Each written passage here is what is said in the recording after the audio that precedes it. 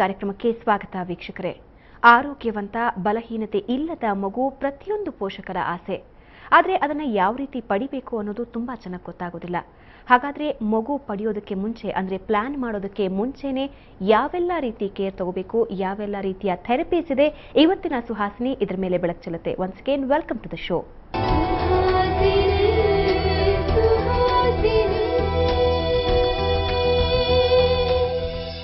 ಇದರ ಬಗ್ಗೆ ನಮ್ಮ ಜೊತೆ ಮಾತಾಡೋದಕ್ಕೆ ಆಯುರ್ವೇದ ತಜ್ಞೆಯಾದಂತಹ ಡಾಕ್ಟರ್ ಕಲ್ಪನಾ ಪ್ರೇಮ್ಜಿತ್ ಅವರಿದ್ದಾರೆ.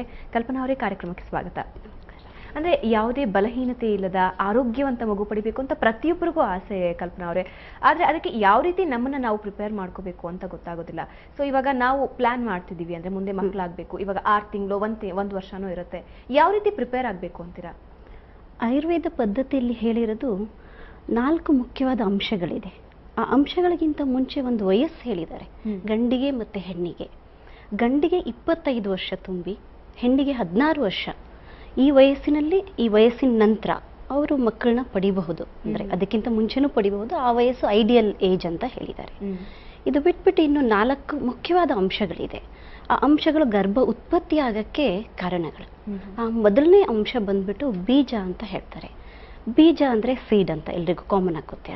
ನಾವು ಒಳ್ಳೆ ಬೀಜ ಹಾಕಿದ್ರೇನೆ ಒಳ್ಳೆ ಬೆಳೆ ಬರುತ್ತೆ ನಮಗೆ. ಅದೇ ತರಹನೇ ನಮ್ಮ ಸ್ತ್ರೀ ಬೀಜ ಮತ್ತೆ ಪುಂಬೀಜ, ಆ ಬೀಜಗಳು ಎಷ್ಟು ಹೆಲ್ದಿ ಆಗಿರುತ್ತೆ, ಆರೋಗ್ಯವಾಗಿರುತ್ತೆ, ಅಷ್ಟೇ ಆರೋಗ್ಯವಾಗಿರೋ ಮಗು ನಮ್ಗೆ ಸಿಗುತ್ತೆ. ಆ ಬೀಜಗಳಲ್ಲಿ ಮೊದಲನೇದಾಗಿ ಪುಂಬೀಜನ ನಾವು ಸ್ಪರ್ಮ್ ಅಂತ ಕನ್ಸಿಡರ್ ಮಾಡ್ತೀವಿ, ಸ್ತ್ರೀ ಬೀಜನ ಓಮ್ ಅಂತ. ಪುಂಬೀಜ ಮೇಲ್ಸ್ ಅಲ್ಲಿ ರೆಗ್ಯುಲರ್ ಆಗಿ ಪ್ರೊಡ್ಯೂಸ್ ಆಗ್ತಾ ಇರುತ್ತೆ. ಆದರೆ ಸ್ತ್ರೀ ಬೀಜ ಬರೋದು ಮಂತ್ಲಿ ಒನ್ಸ್ ಮಾತ್ರ. ಈ ಬೀಜಗಳಲ್ಲಿ ಈಗ ಪುಂಬೀಜನೆ ಸ್ಪರ್ಮ್ಸ್ ಡಿಫ್ರೆಂಟ್, ಅದರಲ್ಲಿ ತುಂಬ ಕ್ವಾಂಟಿಟೇಟಿವ್ ಅಥವಾ ಕ್ವಾಲಿಟೇಟಿವ್ ಡಿಫ್ರೆಂಟ್ ಅನಾಲಿಸಿಸ್ ಇರುತ್ತೆ. ಅದನ್ನು ನೋಡಿಬಿಟ್ಟು ನಾವು ಅದ್ರ ಕ್ವಾಲಿಟಿನ ಡಿಸೈಡ್ ಮಾಡ್ತೀವಿ. ಅಂದರೆ ಆಬ್ಜೆಕ್ಟಿವ್ ಫೈಂಡಿಂಗ್ಸ್ ಅಂತ, ಸೆಮನ್ ಅನಾಲಿಸಿಸ್ ಅಂತ ಒಂದು ಟೆಸ್ಟ್ ಬರುತ್ತೆ. ಸೊ ಆ ಟೆಸ್ಟಲ್ಲಿ ಮಿನಿಮಮ್ ಇಷ್ಟು ಸ್ಪರ್ಮ್ ಕೌಂಟ್ ಇರಬೇಕು ಮಗು ಆಗಲಿಕ್ಕೆ. ಎಷ್ಟೊಂದು ಜನಗಳಲ್ಲಿ ಲೆಸ್ ಕೌಂಟ್ ಇರುತ್ತೆ, ಇಲ್ಲ ಕೌಂಟ್ ಇರೋದೇ ಇಲ್ಲ, ದರ್ ವಿಲ್ ಬಿ 0 ಸ್ಪರ್ಮಟೋಜೋವಸ್ ಅಂದರೆ ಎಜೋಸ್ಪರ್ಮಿಯಾ ಅಂತ ಹೇಳ್ತಾರೆ. ಆ ಥರ ಕಂಡೀಷನ್ಸಲ್ಲಿ ಅದು ಬಿಟ್ಬಿಟ್ಟು ಈಗ ಓಮಲ್ಲೂ ಅಷ್ಟೇ ಡೆವಲಪ್ಮೆಂಟಲ್ ಪ್ರಾಬ್ಲಮ್ಸ್ ಇರಬಹುದು, ಮೆಚುರಿಟಿ ಪ್ರಾಬ್ಲಮ್ಸ್ ಇರಬಹುದು, ಅಥವಾ ಅದು ರಪ್ಚರ್ ಆಗಬೇಕಾದ್ರೆ ಪ್ರಾಬ್ಲಮ್, ಈ ಥರ ತೊಂದರೆಗಳೆಲ್ಲ ಇದ್ದಾಗ ಮಕ್ಕಳು ಆಗಲ್ಲ, ಕನ್ಸೆಪ್ಷನ್ ಆಗಲ್ಲ. ಇದು ಬಿಟ್ಬಿಟ್ಟು ನಾರ್ಮಲ್ ಆಗಿರೋ ಕಪಲ್ಸ್ಗೆ, ನಾರ್ಮಲ್ ಆಗಿರೋ ಈಗ ಹೆಲ್ದಿ ಆಗಿರೋ ದಂಪತಿಗಳಿಗೇನೆ ಮಗು ಆಗ್ತಾ ಇರಲ್ಲ, ತುಂಬ ಟ್ರೈ ಮಾಡ್ತಾ ಇರ್ತಾರೆ, ಬಟ್ ಎಲ್ಲ ಟೆಸ್ಟ್ಗಳು ನಾರ್ಮಲ್ ಇರುತ್ತೆ. ಆ ಥರ ಸಿಚುವೇಶನಲ್ಲಿ ಕಾರಣಗಳು ಮೇಯ್ನಾಗಿ ಆಹಾರ, ನಾವು ತಗೊಳ್ಳೋಂಥ ಆಹಾರ, ನಾವು ಸೇವಿಸುವಂಥ ಗಾಳಿ, ಮತ್ತು ನಮ್ಮ ಮಾನಸಿಕ ಸ್ಥಿತಿ, ನಮ್ಮ ಚಟುವಟಿಕೆಗಳು, ಈ 4 ಫ್ಯಾಕ್ಟರ್ಗಳು ತುಂಬ ಇಂಪಾರ್ಟೆಂಟ್ ಇರುತ್ತೆ. ಆಹಾರ ನಾವೆಲ್ಲ ಸೇವಿಸ್ತಾ ಇರೋಂಥ ಆಹಾರ ಇವತ್ತು ಎಲ್ರಿಗೂ ಗೊತ್ತು ಎಷ್ಟು ಕಂಟ್ಯಾಮಿನೇಟೆಡ್ ಇದೆ, ಎಷ್ಟು ಅಡಲ್ಟ್ರೇಟೆಡ್ ಇದೆ ಅಂತ. ಅದರಲ್ಲಿ ಮೇಯ್ನಾಗಿ ಈಗ ನಾವು ತಗೊಳ್ಳೋ ಆಹಾರ ಪದಾರ್ಥಗಳಿರ್ಬೋದು, ವೆಜಿಟೇಬಲ್ಸ್ ಇರ್ಬೋದು ಅಥವಾ ಫ್ರೂಟ್ಸ್ ಇರ್ಬೋದು, ಎಲ್ಲದರಲ್ಲೂ ನಮಗೆ ಅಡಲ್ಟ್ರೇಷನ್ ಇದೆ. ಚೀಪ್ ಆಗಿರೋ ವಸ್ತುಗಳು ಅದರಲ್ಲಿ ಎಡಿಷನ್ ಮಾಡ್ತಾ ಇದ್ದಾರೆ ಅವ್ರ ಲಾಭಕ್ಕೋಸ್ಕರ. ಅದರಿಂದ ನಮ್ಮ ಹೆಲ್ತ್ ತುಂಬಾ ಹ್ಯಾಂಪರ್ ಆಗ್ತಾ ಇದೆ, ಅದರಿಂದ ತುಂಬಾ ತೊಂದರೆ ಆಗ್ತಾಯಿದೆ ಹೆಲ್ತಿಗೆ. ಪ್ಲಸ್ ಈಗ ಪೆಸ್ಟಿಸೈಡ್ಸು ಮತ್ತು ಈ ಫರ್ಟಿಲೈಸರ್ಸು ಅದನ್ನೆಲ್ಲ ತುಂಬಾ ಯೂಸ್ ಮಾಡ್ತಾ ಇದ್ದಾರೆ. ಅದೆಲ್ಲ ಇನ್ ಲಾಂಗ್ ರನ್, ಈಗ ನಾವು ಇವತ್ತು ಶುರು ಮಾಡಿದರೆ ಅದನ್ನು ತಗೊಳ್ಳಿಕ್ಕೆ 5 ವರ್ಷಗಳಲ್ಲಿ ಅದರದ್ದು ಸ್ವಲ್ಪ ಪಾರ್ಟ್ ನಮ್ಮ ಬಾಡಿಯಲ್ಲಿ ಡೆಪಾಸಿಟ್ ಆಗೇ ಆಗಿರುತ್ತೆ. ಆ ಡೆಪಾಸಿಟ್ ಆಗಿರೋಂಥ ಇದನ್ನೇ ನಾವು ಪಾಯ್ಸನ್ ಅಂತ, ವಿಷ ಅಂತ ಆಯುರ್ವೇದದಲ್ಲಿ ಕನ್ಸಿಡರ್ ಮಾಡ್ತೀವಿ. ಈ ವಿಷಗಳು ಆ ಬೀಜಗಳ ಮೇಲೆ ಎಫೆಕ್ಟ್ ಮಾಡಿ ಅದ್ರ ಕಾರ್ಯಗಳನ್ನು ಸರಿಗೆ ಮಾಡದೇ ಇರೋ ಥರ ನೋಡ್ಕೊಳ್ಳುತ್ತೆ. ಆ ಟೈಮಲ್ಲಿ ಎಲ್ಲ ರಿಪೋರ್ಟ್ಸು ನಾರ್ಮಲ್ ಇರುತ್ತೆ, ಬಟ್ ದಂಪತಿಗಳಿಗೆ ಮಕ್ಕಳಾಗ್ತಾ ಇರಲ್ಲ. ಇದು ಒಂದು ಕಾರಣ. ಇನ್ನು ಮಾನಸಿಕ ಸ್ಥಿತಿ, ಈಗ ಇರೋ ಅರ್ಬನ್ ಲೈಫಲ್ಲಿ ಮಾನಸಿಕ ಒತ್ತಡ ತುಂಬ ಇದೆ. ಅದರಿಂದ ಸೈಕಲಾಜಿಕಲಿ ಕಂಫರ್ಟೇಬಲ್ ಆಗಿರೋದು ತುಂಬ ಇಂಪಾರ್ಟೆಂಟ್. ಈಗ ಮಕ್ಕಳಾಗಬೇಕು ಅಂದರೆ ಈಗಿರೋ ಸ್ಟ್ರೆಸ್ ಲೆವೆಲ್ ತುಂಬ ಹೈ ಇದೆ. ಅದರಿಂದ ತುಂಬ ಚಾನ್ಸಸ್ ಇರುತ್ತೆ ಎಲ್ಲ ನಾರ್ಮಲ್ ಇದ್ರೂ ಮಕ್ಕಳಾಗದೇ ಇರೋಂಥದ್ದು. ಅದಕ್ಕೂ ಕೆಲವು ಟ್ರೀಟ್ಮೆಂಟ್ಸ್ಗಳಿದೆ. ಮತ್ತು ಇನ್ನು ನಮ್ಮ ಚಟುವಟಿಕೆಗಳು, ನಾರ್ಮಲ್ ಆಗಿ ನಾವು ಡೇ ಟೈಮ್ ವರ್ಕ್ ಮಾಡ್ತೀವಿ, ನೈಟ್ ಮಲಗಬೇಕು, ಬಟ್ ಈಗ ನೈಟ್ ಶಿಫ್ಟ್ಸ್ ಎಲ್ಲ ಇರೋದ್ರಿಂದ ಉಲ್ಟಾ ಆಗ್ತಾ ಇದೆ. ನಾವು ಪ್ರಕೃತಿಗೆ ಅಗೇನ್ಸ್ಟ್ ಆಗಿ ಹೋಗೋದ್ರಿಂದನೂ ತುಂಬ ತೊಂದರೆಗಳಾಗುತ್ತೆ.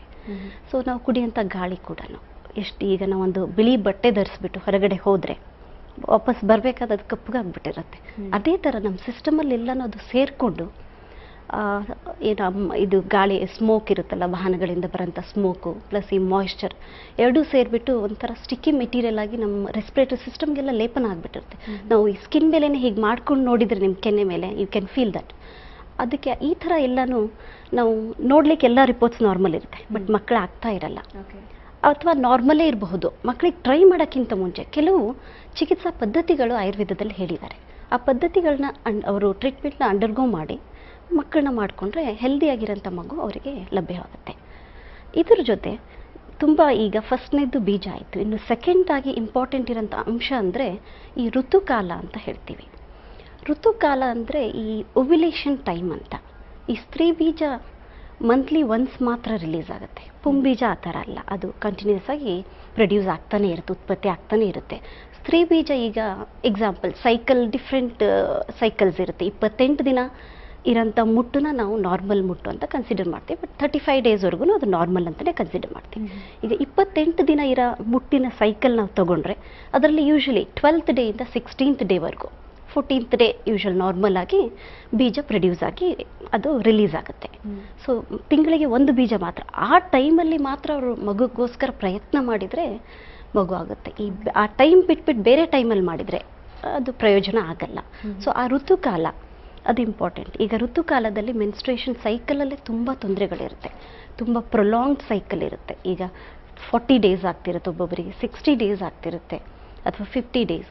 ಆ ಥರ ಜನಗಳಲ್ಲಿ ಅಥವಾ ತುಂಬ ಅರ್ಲಿ ಆಗ್ತಾ ಇರುತ್ತೆ, ಲೈಕ್ 15 ಡೇಸ್ ಒನ್ಸ್ ಆಗ್ತಾ ಇರುತ್ತೆ, ಇಲ್ಲ 20 ಡೇಸ್ ಒನ್ಸ್ ಆಗ್ತಾ ಇರುತ್ತೆ. ಇದ್ರ ಜೊತೆ ಇರ್ರೆಗ್ಯುಲರ್ ಮೆನ್ಸ್ಟ್ರೇಷನ್ ಅಂದರೆ ನಿಮಗೆ ಒಂದು ಸೈಕಲ್ ಆಗುತ್ತೆ 30 ಡೇಸ್ಗೆ, ನೆಕ್ಸ್ಟ್ ಸೈಕಲ್ 40 ಡೇಸ್ಗೆ ಆಗ್ಬೋದು, ಅದರ ನೆಕ್ಸ್ಟ್ ಸೈಕಲ್ 60 ಡೇಸ್ಗೆ. ಅದು ತುಂಬ ಇರ್ರೆಗ್ಯುಲಾರಿಟಿ ಇರುತ್ತೆ ಸೈಕಲಲ್ಲಿ. ಈ ಥರ ಕಂಡೀಷನ್ಸಲ್ಲಿ ಓವಮ್ ರಿಲೀಸ್ ಆಗ್ತಾ ಇರಲ್ಲ ನಮಗೆ. ಇದ್ರ ಜೊತೆ ಹೆವಿ ಬ್ಲೀಡಿಂಗ್ ಆಗ್ತಾ ಇರುತ್ತೆ ಎಷ್ಟೊಂದು ಜನಕ್ಕೆ, ಅಥವಾ ಇನ್ ಬಿಟ್ವೀನ್ ಸೈಕಲ್ಸ್ ಬ್ಲೀಡಿಂಗ್ ಆಗ್ತಾ ಇರುತ್ತೆ. ಆ ಥರ ಎಲ್ಲ ಕಂಡೀಷನ್ಸಲ್ಲೂ ಸ್ವಲ್ಪ ಜನಕ್ಕೆ ನಾರ್ಮಲೇ ಇರುತ್ತೆ ಸೈಕಲ್, 30 ಡೇಸ್ಗೆ ಆಗ್ತಾ ಇರುತ್ತೆ, ಬಟ್ ಓವಮ್ ರಿಲೀಸ್ ಆಗ್ತಾ ಇರಲ್ಲ, ಈ ಸ್ತ್ರೀ ಬೀಜ ರಿಲೀಸ್ ಆಗ್ತಾ ಇರಲ್ಲ.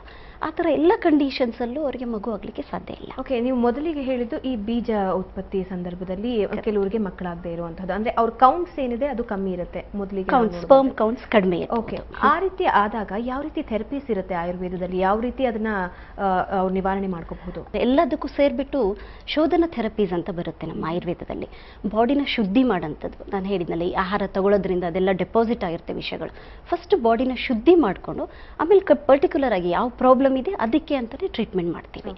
ಓಕೆ, ಸೊ ಈ ಋತುಕಾಲದಲ್ಲಿ ನಾವು ಆ ಓವಮ್ ಪ್ರೊಡ್ಯೂಸ್ ಆಗೋ ಟೈಮ್ ತುಂಬ ಇಂಪಾರ್ಟೆಂಟ್ ಇರುತ್ತೆ. ಸೊ ನಾವು ಟ್ರೀಟ್ಮೆಂಟ್ಸ್ ಡಿಫ್ರೆಂಟ್ ಆಗಿರೋ ಟ್ರೀಟ್ಮೆಂಟ್ಸ್ ಮಾಡಿಬಿಟ್ಟು ಆ ಟೈಮ್ನ ಕರೆಕ್ಟಾಗಿ ನೋಡಿ ಆ ಟೈಮಲ್ಲಿ ಈ ದಂಪತಿಗಳಿಗೆ ಇದಕ್ಕೆ ಟ್ರೈ ಮಾಡಲಿಕ್ಕೆ ಹೇಳ್ತೀವಿ. ಇನ್ನು ಮೂರನೇದು ಬಂದುಬಿಟ್ಟು ಈ ಕ್ಷೇತ್ರ ಅಂತ ಹೇಳ್ತೀವಿ. ಕ್ಷೇತ್ರ ಅಂದರೆ ಪ್ಲೇಸ್, ಸ್ಥಳ, ಎಲ್ಲಿ ಅದು ಡೆವಲಪ್ ಆಗುತ್ತೆ, ಎಲ್ಲಿ ಅದು ಮೀಟ್ ಆಗುತ್ತೆ ಸ್ಪರ್ಮ್ನ. ಈಗ ಫೀಮೇಲ್ ರೀಪ್ರೊಡಕ್ಟಿವ್ ಸಿಸ್ಟಮ್ನ ನಾವು ಈ ಸ್ಥಳ ಕ್ಷೇತ್ರಕ್ಕೆ ಕನ್ಸಿಡರ್ ಮಾಡ್ಕೊಳ್ತೀವಿ. ಅಂದರೆ ಎಲ್ಲಿ ಮೀಟ್ ಆಗುತ್ತೆ ಅನ್ನೋದು ಈಗ ಮುಖ್ಯ ಅಂತ ಮುಖ್ಯ. ಹಾಂ, ಯಾಕಂದರೆ ಈಗ ಓಮ್ ರಿಲೀಸ್ ಆಗೋದು ಫೀಮೇಲಲ್ಲಿ, ಸ್ಪರ್ಮ್ ರಿಲೀಸ್ ಆಗೋದು ಮೇಲಲ್ಲಿ. ಥ್ರೂ ಕಾಯ್ಟಸ್ ಅದೇನು ಮೀಟ್ ಆಗುತ್ತಲ್ಲ ಆ ಜಾಗ ಎಲ್ಲಿ ಮೀಟ್ ಆಗುತ್ತೆ, ಆಮೇಲೆ ಎಂಬ್ರಿಯೋ ಈ ಗರ್ಭ ಎಲ್ಲಿ ಅಟ್ಯಾಚ್ ಆಗಿ ಡೆವಲಪ್ ಆಗುತ್ತೆ, ಆ ಕ್ಷೇತ್ರ ತುಂಬ ಇಂಪಾರ್ಟೆಂಟ್ ನಮಗೆ. ಈಗ ನಮ್ಮ ಮನೆಯಲ್ಲೇನೆ 2 ರೂಮ್ಗಳಿರುತ್ತೆ, ಒಂದು ತುಂಬ ಸ್ವಚ್ಛಾಗಿರುತ್ತೆ, ಇನ್ನೊಂದು ತುಂಬಾ ಗಲೀಜಾಗಿರುತ್ತೆ. ಈ ಸ್ವಚ್ಛವಾಗಿರೋ ರೂಮಲ್ಲಿ ನಾವು ಹೋದರೆ ನಮ್ಮ ಮಾನಸಿಕ ಮತ್ತು ಶಾರೀರಿಕ ಸ್ಥಿತಿ ತುಂಬ ಚೆನ್ನಾಗಿ ಅನಿಸುತ್ತೆ ಅಂತ ವಿ ಫೀಲ್ ಗುಡ್. ಅದೇ ಥರ ಈ ಗಲೀಜಾಗಿರೋ ರೂಮಿಗೆ ಹೋಗ್ಬಿಟ್ರೆ ಒಂಥರ ಇರಿಟೇಷನ್ ಆಗುತ್ತೆ, ಅಥವಾ ವಿ ಮೇ ಕಮ್ ಔಟ್, ಇಮಿಡಿಯೇಟಾಗಿ ನಾವು ಹೊರಗೆ ಬಂದುಬಿಡ್ತೀವಿ. ಅದೇ ರೀತಿ ಗರ್ಭ ಕೂಡ, ಗರ್ಭ ಎಲ್ಲಿ ಡೆವಲಪ್ ಆಗುತ್ತೆ ಆ ಸ್ಥಳ ಎಷ್ಟು ಸ್ವಚ್ಛವಾಗಿ ಶುಚಿಯಾಗಿರುತ್ತೆ ಅಷ್ಟು ಗರ್ಭ ಡೆವಲಪ್ ಆಗಲಿಕ್ಕೆ ಹೆಲ್ಪ್ ಆಗುತ್ತೆ. ಅದು ಏನಾದರೂ ತೊಂದರೆಗಳಲ್ಲಿದ್ದರೆ ಅದು ಇಮಿಡಿಯೇಟಾಗಿ ಅಬಾರ್ಷನ್ ಆಗಿಬಿಡುತ್ತೆ. ಸೊ ಅದಕ್ಕೆ ಆ ಕ್ಷೇತ್ರ ಅನ್ನೋದಕ್ಕೂ ತುಂಬಾ ನಾವು ಪ್ರಾಮುಖ್ಯತೆ ಕೊಟ್ಟಿದ್ದೀವಿ. ಕ್ಷೇತ್ರದಲ್ಲಿ ಓವರೀಸ್ ಇದೆ, ಡಿಫ್ರೆಂಟ್ ಪಾರ್ಟ್ಸ್ ಆಫ್ ರಿಪ್ರೊಡಕ್ಟಿವ್ ಸಿಸ್ಟಮಲ್ಲಿ ಓವರೀಸ್ ಇದೆ. ಓವರೀಸಲ್ಲಿ 2 ಓವರಿ ಇರುತ್ತೆ. ಆ ಓವರೀಸಲ್ಲಿ ಒಂದು ಓವರಿಯಲ್ಲಿ ಯೂಶ್ವಲ್ ಆಗಿ ಓಮ್ ರಿಲೀಸ್ ಆಗುತ್ತೆ ಪರ್ ಮಂತ್, ಎವ್ರಿ ಮಂತ್ ಒಂದು. ಸೊ ಅದರಲ್ಲಿ ಅದರದ್ದು ಡೆವಲಪ್ಮೆಂಟು, ಅದರ ಮೆಚುರಿಟಿ, ಅದರ ರಪ್ಚರ್, ಅದು 3 ಅದು ಓವರೀಸಲ್ಲೇ ಆಗುತ್ತೆ. ಆ ಓವರೀಸ್ ಹೆಲ್ದಿಯಾಗಿರಬೇಕು. ನೆಕ್ಸ್ಟ್ ಅದು ಬರೋದು ಟ್ಯೂಬಿಗೆ ಬರುತ್ತೆ. ಟ್ಯೂಬಲ್ಲಿ ಅದು ಸ್ಪರ್ಮ್ಗೆ ಮೀಟ್ ಆಗೋದು ಯೂಶಲಿ. ಅಲ್ಲಿ ಮೀಟ್ ಆಗಿ ಫರ್ಟಿಲೈಜೇಷನ್ ಅಂತ ಅದು ಝೈಗೋಟ್ ಫಾರ್ಮ್ ಆಗುತ್ತೆ. ಅಲ್ಲಿ ಆಗಿ ಫ್ಯೂ ಡೇಸಲ್ಲಿ ಅಲ್ಲಿಂದ ಅದು ಟ್ರಾವೆಲ್ ಮಾಡಿಬಿಟ್ಟು ಯೂಟ್ರಸ್ ಬಾಡಿಗೆ ಬರುತ್ತೆ. ಬಾಡಿಗೆ ಬಂದು ಅಲ್ಲಿ ಪರ್ಟಿಕ್ಯುಲರ್ ಪ್ಲೇಸಸ್ ಇರುತ್ತೆ, ಅಲ್ಲಿ ಅಟ್ಯಾಚ್ ಆಗುತ್ತೆ. ಅದಕ್ಕೆ ಇಂಪ್ಲಾಂಟೇಷನ್ ಅಂತ ಹೇಳ್ತೀವಿ. ಆ ಅಟ್ಯಾಚ್ ಆಗಿ ಅದ್ರ ಗ್ರೋತ್ ಶುರು ಆಗುತ್ತೆ. ಆ ಅಟ್ಯಾಚ್ ಆಗೋ ಜಾಗನೂ ಅಷ್ಟೇ, ಬೇರೆ ಎಲ್ಲೆಲ್ಲೋ ಅಟ್ಯಾಚ್ ಆಗಿಬಿಟ್ರೆ ಅದರದ್ದು ನಾರ್ಮಲ್ ಪ್ರೆಗ್ನೆನ್ಸಿ ಅಂತ ಕನ್ಸಿಡರ್ ಮಾಡಲ್ಲ, ಟರ್ಮಿನೇಟ್ ಮಾಡಿಬಿಡ್ತೀವಿ. ಎಕ್ಟೋಪಿಕ್ ಪ್ರೆಗ್ನೆನ್ಸಿ ಅಂತ ಕನ್ಸಿಡರ್ ಮಾಡಿ ಟರ್ಮಿನೇಟ್ ಮಾಡೋಕ್ಕೆ ಅಡ್ವೈಸ್ ಮಾಡ್ತಾರೆ. ಸೊ ಅದಕ್ಕೆ ಆ ಸ್ಥಳಕ್ಕೆ ಅದು ಆದಮೇಲೆ ಗರ್ಭಾಶಯ ಮುಖ ಇದೆ ಮತ್ತು ಜನನಾಂಗ, ಅದೆಲ್ಲನೂ ಇನ್ಫೆಕ್ಷನ್ ಫ್ರೀ ಇರಬೇಕು. ಸೊ ಈಗ ಓವರೀಸ್ ಅಂತಲೇ ನಾವು ತಗೊಂಡ್ರೆ ಅಲ್ಲಿ ತುಂಬ ಕಾಯಿಲೆಗಳಿದೆ. ಕಾಮನ್ ಆಗಿರೋದು ಪಾಲಿಸಿಸ್ಟಿಕ್ ಒವೇರಿಯನ್ ಡಿಸೀಸ್. ಅದರಲ್ಲಿ ಓಮ್ ರಿಲೀಸ್ ಆಗ್ತಾನೆ ಇರಲ್ಲ, ಡೆವಲಪ್ಪೇ ಆಗ್ತಾ ಇರಲ್ಲ, ಮೆಚ್ಯೂರ್ಡು ಆಗ್ತಾ ಇರಲ್ಲ, ತುಂಬ ಚಿಕ್ಕ ಸೈಜಲ್ಲೇ ಹಾಗೆ ರಿಗ್ರೆಸ್ ಆಗ್ತಾ ಇರುತ್ತೆ. ಆ ಥರ ತೊಂದರೆಗಳಿದ್ದರೆ, ಇನ್ನು ಟ್ಯೂಬಲ್ಲಿ ತುಂಬ ತೊಂದರೆಗಳಿರುತ್ತೆ. ಅದು ಬಿಟ್ಟು ಗರ್ಭಾಶಯ ಬಾಡಿಯಲ್ಲಿ ಅಲ್ಲಿ ತುಂಬ ತೊಂದರೆ ಇರ್ಬೋದು, ಅಥವಾ ಸರ್ವಿಕ್ಸ್ ಮತ್ತು ಜನನಾಂಗ, ಈ ಗರ್ಭಾಶಯ ಮುಖ ಮತ್ತು ಜನನಾಂಗ ಅಲ್ಲಿ ತುಂಬ ಇನ್ಫೆಕ್ಷನ್ಸ್ ಇರ್ಬೋದು. ಇದನ್ನೆಲ್ಲನೂ ನಾವು ಅವಾಯ್ಡ್ ಮಾಡಲಿಕ್ಕೆ, ಪ್ರಿವೆಂಟ್ ಮಾಡಲಿಕ್ಕೆ ಮುಂಚೆನೇ ಅವರು ಡಿಟೆಕ್ಟ್ ಮಾಡಿದರೆ ಅದಕ್ಕೆ ಅಂತಲೇ ಕೆಲವೊಂದು ಟ್ರೀಟ್ಮೆಂಟ್ಗಳಿದೆ. ಆ ಚಿಕಿತ್ಸೆಗಳನ್ನ ಅವರು ತಗೊಂಡ್ಬಿಟ್ಟು ಮಗುಗೆ ಟ್ರೈ ಮಾಡಿದರೆ ಹೆಲ್ದಿಯಾಗಿರೋಂಥ ಮಗು ಅವರಿಗೆ ಲಭಿಸುತ್ತೆ. ಓಕೆ, ಯಾವೆಲ್ಲ ರೀತಿ ಟ್ರೀಟ್ಮೆಂಟ್ಸ್ ಇದೆ ಅದ್ರ ಬಗ್ಗೆ ಮಾತಾಡ್ತೀನಿ ನಿಮ್ಮ ಜೊತೆ. ಓಕೆ ವೀಕ್ಷಕರೇ, ನೋಡಿದ್ರಲ್ಲ ಸಂತಾನೋತ್ಪತ್ತಿ ಸಂದರ್ಭದಲ್ಲಿ ಯಾವೆಲ್ಲ ರೀತಿ ಸಮಸ್ಯೆಗಳಾಗಬಹುದು ಅಂತ. ಆದರೆ ಆಯುರ್ವೇದದಲ್ಲಿ ಇದಕ್ಕೆ ತನ್ನದೇ ಆದಂತಹ ರೀತಿಯಲ್ಲಿ ಚಿಕಿತ್ಸೆ ಇದೆ. ಈ ಚಿಕಿತ್ಸೆ ಮೂಲಕ ಆ ಸಮಸ್ಯೆಗಳಿಗೆ ಪರಿಹಾರ ತಿಳ್ಕೋಬಹುದು. ಅದರ ಬಗ್ಗೆ ತಿಳ್ಕೋಣ. ಅದಕ್ಕೂ ಮುಂಚೆ ಸುಹಾಸಿನಿಯಲ್ಲಿ ಒಂದು ಬ್ರೇಕ್.